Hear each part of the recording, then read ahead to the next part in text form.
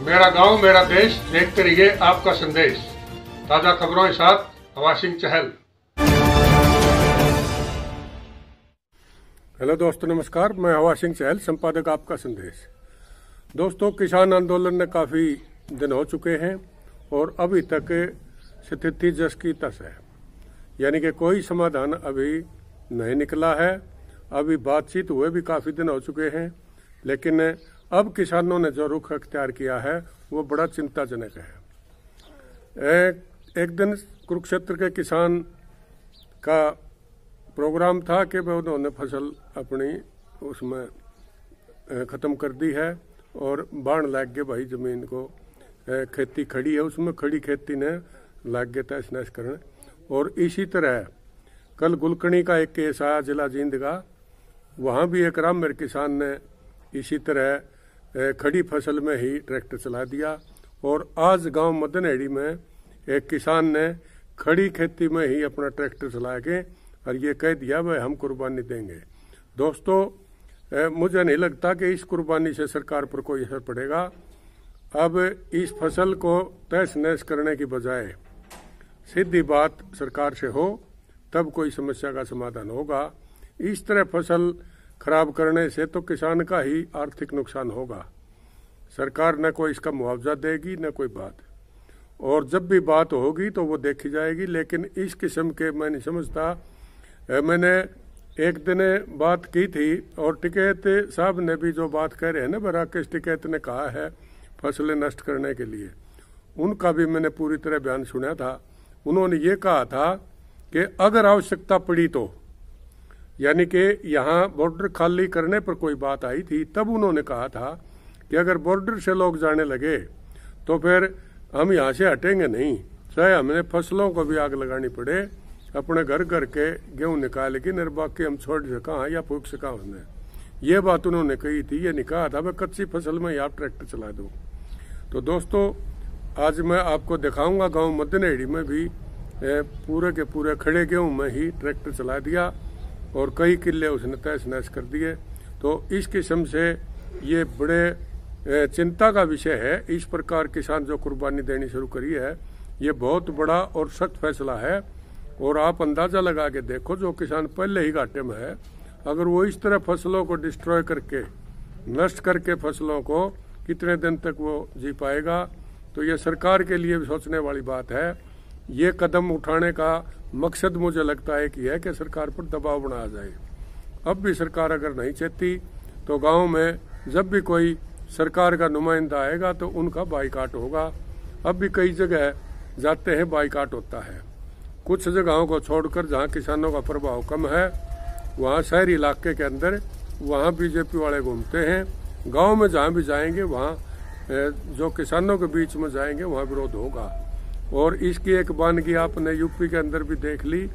वहाँ संजीव बाल्याण का जो प्रोग्राम था, संजीव बाल्याण ने वहाँ बाल्याण खाप को जो इकट्ठा करने की कोशिश करी, तो उनको वहाँ संजीव बाल्याण का वो प्रोग्राम था, उसमें धक्का मुक्की हुई और कईयों को चोटें लगी और बाद में फिर झगड़ा बढ़ गया। तो इस तरह खापों के अगर इस तरह के ये आने लग गए, कार्यक्रम होने लगे, तो ये मैं समझता हूँ वो सही नहीं है। तो दोस्तों, अब संयम से भी काम लेना है और मांग भी अगर मनवानी है तो आपने बड़े तरीके से चलना पड़ेगा। तो अभी मैं दिखाता हूँ आपको गांव मदनहेड़ी के अंदर किस प्रकार से जो फसलें डिस्ट्रॉय करी गई हैं। तो अभी लंबा ये आंदोलन चल चुका है। सरकार ने अभी तक इसकी सूद नहीं ली है। काफ़ी दिन से किसान मायूस हैं। तो सरकार को भी चाहिए इनकी बात सुननी चाहिए और कहीं और कोई बड़ा कदम किसान न उठाएं, उससे पहले सरकार को भी चेतना होगा। तो आइए मैं लिए चलता हूं आपको गांव मदनहेड़ी के किसान। ये देखो भाई, नारायण दलका के गांव मदनहेड़ी में किसान ने अपना सारी कणक बिजाई बा के छोड़ रहा है, सारी फसल नष्ट कर दी। ये देख लो भाई, इस सरकार से इतना परेशान होकर जमींदार ने अपनी सारी फसल को जोत दिया। याद देखो किसान की क्या स्थिति हो चुकी है। इस सरकार ने ऐसा काम किया है किसान के लिए, कुछ भी नहीं छोड़ा। अब किसान मरता हुआ क्या करे? ये देख लो, इस किसान ने कम से कम भी 8-10 एकड़ ऐसे ही बाने की ठान लिए है और ये बाएगा इसको। अब ये किसान किसी के कहने से भी नहीं रुक रहा और बहुत गुस्से में है। ये देख लो भाई, सारी फसल को बाई कर रहा है। ये नारनौंदल के गांव मदनेड़ी में इस किसान ने कम से कम भी 8-10 एकड़ ऐसे ही जोत दी है और अभी भी नहीं रुक रहा, किसी के कहने से भी नहीं रुक रहा। सरकार ने इतना परेशान कर रखा है इसको। ये देखो भाई,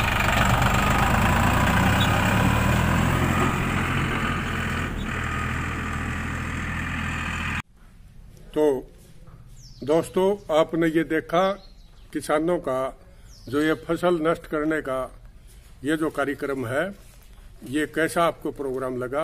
आप कमेंट करके इस चीज़ को ज़रूर बताएं। ये आपकी राय में ठीक है या गलत? तो मुझे लगता है इस तरह का नुकसान नहीं करना चाहिए किसानों को। तो बाकी आप बताएं, ये आपको कैसा लगता है इस तरह का, और ठीक है या गलत है, ये जरूर कमेंट करके बताएं दोस्तों। इससे क्या सरकार पर दबाव बन पाएगा? तो आपका जो कमेंट है उसका इंतजार रहेगा। इस चैनल को सब्सक्राइब नहीं किया तो सब्सक्राइब करें। आपका संदेश आपका चैनल है, आपकी हर बात आप तक पहुंचे, इसलिए हम पूरे प्रयासरत हैं। तो दोस्तों, चैनल सब्सक्राइब नहीं किया तो इसे सब्सक्राइब करें। अगर आपको अच्छा लगता है तो इसे लाइक करें, लेकिन कमेंट जरूर डाल लें ताकि हमें पता लगे कि इस तरह के कार्यक्रम में आपको कैसे लगते हैं, ताकि ये संदेश जाए कि ये ठीक है या गलत। तो ये जरूर दोस्तों कमेंट बॉक्स में लिखें। नमस्कार, जय हिंद। जैसा देश वैसा भेष, देखते रहिए आपका संदेश हवा सिंह चहल के साथ।